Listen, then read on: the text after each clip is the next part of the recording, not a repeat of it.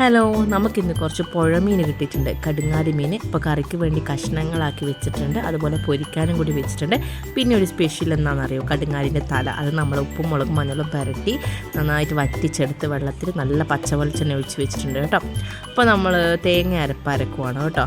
അപ്പോൾ സാധാരണ തേങ്ങയിൽ ഉപ്പും മഞ്ഞളും മുളകൊക്കെ ഇട്ടിട്ടാണ് വെക്കുന്നത്. കുറച്ച് അരവ് ബാക്കി വെച്ചിട്ടുണ്ട്. എന്തിനാണെന്നറിയോ, കടുങ്ങാടി നമ്മൾ എപ്പോഴും കടുക് അരച്ചിട്ട് വെക്കുമ്പോൾ ഒരു പ്രത്യേക ടേസ്റ്റാണ്. നിങ്ങളുടെ വീട്ടിലിങ്ങനെ വെക്കാറുണ്ടോ? അപ്പോൾ ആ കടുക് അരക്കാൻ വേണ്ടി കുറച്ച് അരവ് മാറ്റി വെച്ചിട്ടുണ്ട്. അത് കറി തിളച്ച് ലാസ്റ്റാണ് നമ്മൾ ചേർക്കുക കേട്ടോ.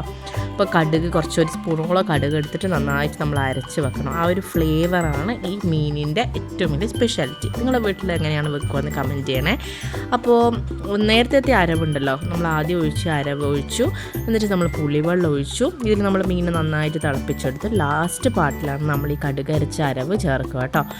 അപ്പോൾ അത് അരച്ചിട്ട് മാറ്റി വെച്ചാൽ മതി. ഇപ്പോൾ ഇത് തിളക്കട്ടെ, കണ്ടോ, കടുകൊക്കെ നമ്മളവിടെ അരച്ച് നമ്മളവിടെ റെഡിയാക്കി വെച്ചിട്ടുണ്ട്. ലാസ്റ്റ് നമുക്ക് ഈ അരവൊന്ന് തിളച്ച് കഴിയുമ്പോൾ നമുക്ക് ആ അരവ്, കടുക് അരച്ച അരവ് ചേർക്കാം.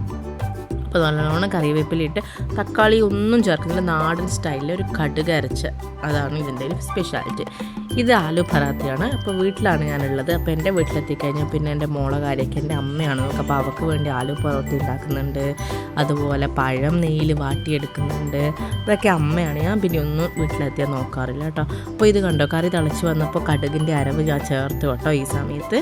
അപ്പോൾ കടുക് ഇനി കുറച്ചും കൂടി നല്ല തിളവന്ന് ഇടവെള്ളമൊക്കെ വറ്റി വരണം. അപ്പോൾ അങ്ങനെ പിന്നെ പൊരിക്കാൻ നമ്മളിവിടെ എടുത്ത് വെച്ചിട്ടുണ്ട്.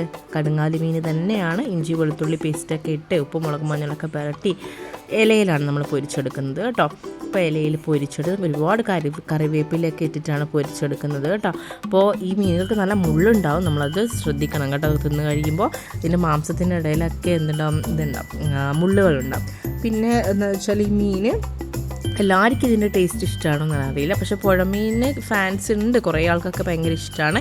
നമ്മളെ വീട്ടിലെപ്പോഴും തേങ്ങ അരച്ച് വെക്കുന്ന സമയത്ത് ഇങ്ങനെ കടുക് അരച്ച്, ആ കടുക് അരച്ചിട്ട് കറി ടേസ്റ്റ് ഉണ്ടാവുമോ നമുക്ക് തോന്നും, പക്ഷേ ഒരു നല്ലൊരു കടുകിൻ്റെ ഒരു ഫ്ലേവറുള്ളൊരു ടേസ്റ്റാണ്. ഇനി നമ്മൾ ഉണ്ടാക്കാൻ പോകുന്നത് വെളുത്തുള്ളിയും കാന്താരിയും കല്ലുപ്പും കൂടി ചേർത്തിട്ട് ഈ അടിച്ചിട്ടേ തന്നെ, ശരിക്കും പറഞ്ഞാൽ ഈ കല്ലിൻ്റെ കുത്തിയല്ലാതെ നമ്മൾ കയ്യിലുണ്ടല്ലോ, അപ്പം മരത്തിൻ്റെ കയ്യിലല്ലോ പണ്ട്, അത് വെച്ചിട്ട് ഇങ്ങനെ അമർത്തി എടുത്തിട്ടാണ് പണ്ട് കാലത്ത് ഇതാക്കിയിട്ടുണ്ടായിരുന്നത്. ഇപ്പോൾ നമ്മളെ വീട്ടിലിപ്പോൾ കറിയൊന്നുമില്ല, വെറും മീൻ കറി മാത്രമേ ഉള്ളൂ, അങ്ങനെയൊക്കെ സിറ്റുവേഷനിൽ നമുക്ക് വറവൊന്നും ഇല്ലെങ്കിൽ ഈ ഒരു ചമ്മന്തി നിങ്ങൾ എന്തായാലും ആക്കി നോക്കണം കേട്ടോ. അപ്പോൾ ഞാൻ ഭക്ഷണം കഴിക്കാൻ പോവാണ്. അപ്പോൾ കടുകരച്ച കടുങ്ങാലി മീൻ, ചോറ്, പിന്നെ പൊരിച്ചത്, പിന്നെ ഞാൻ പറഞ്ഞല്ലോ കടുങ്ങാലി മീൻ തലയുണ്ട്, പിന്നെ നേരത്തെ ഉണ്ടാക്കിയ വെളുത്തുള്ളി കാന്താരി ചമ്മന്തി ഉണ്ട് കേട്ടോ. അപ്പോൾ ഇതെല്ലാം കൂട്ടിയിട്ടാണ് ഞാൻ ഇന്ന് കഴിക്കാൻ പോകുന്നത്. അപ്പോൾ ഇടയ്ക്ക് നമ്മളെ വീട്ടിൽ പുഴമീൻ ഇങ്ങനെ വാങ്ങാറുണ്ട്. അപ്പോൾ നിങ്ങളെല്ലാവരും ഇങ്ങനെ വെക്കുന്നില്ലെങ്കിൽ ഒന്ന് ട്രൈ ചെയ്ത് നോക്കുക കേട്ടോ. അപ്പോൾ ഞാൻ ഇതെല്ലാം കൂട്ടിയിട്ട് ഒരു പിടി അങ്ങ് പിടിച്ചിട്ടുണ്ട്. അപ്പോൾ എൻ്റെ മുഖത്തെ സന്തോഷം കണ്ടാൽ നിങ്ങൾക്ക് അറിയാമല്ലോ അത് എത്ര രസമുണ്ട് എന്ന്. അപ്പോൾ എല്ലാം ട്രൈ ചെയ്യാം കേട്ടോ.